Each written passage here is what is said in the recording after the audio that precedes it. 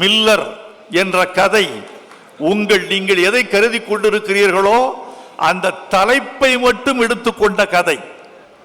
ஒரு மாவீரனின் பெயரை, ஒரு மாவீரனின் தியாகத்தை, ஒரு மாவீரனின் உணர்ச்சியை, அவனுடைய போராட்ட குணத்தை, போர்க்குணத்தை மட்டும் தலைப்பாக கொண்டு ஒரு கால்பந்தாட்ட வீரனின் கதையாக இந்த கதை உருவாகி கொண்டிருக்கிறது. ரீகன், உனக்கு சில செய்திகள் சொல்ல வேண்டும் என்று ஆசைப்படுகிறேன். நீ கற்றுக்கொள்ள வேண்டியது 2. 1, நடிப்பு. நடிப்பு என்பது இப்போது நடிப்பு என்று இல்லை. நடிப்பு என்பது நடித்தல் என்ற கட்டத்தை கடந்து இருத்தல் என்ற கட்டத்திற்கு மாறி இருக்கிறது.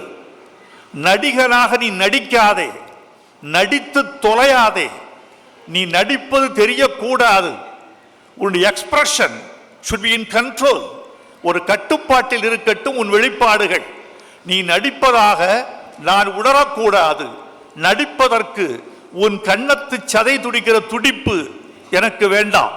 உன் கைவிரல்கள் பாடிக்கிற சங்கீதம் எனக்கு வேண்டாம்.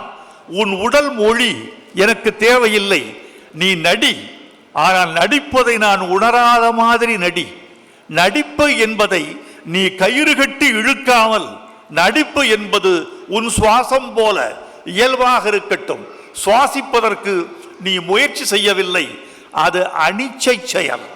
சுவாசம் எப்படி அனிச்சை செயலாகிறதோ அப்படியே நடிப்பு என்பதும் அனிச்சை செயலாக இருக்க வேண்டும் என்று நவீன உலகம் எதிர்பார்க்கிறது.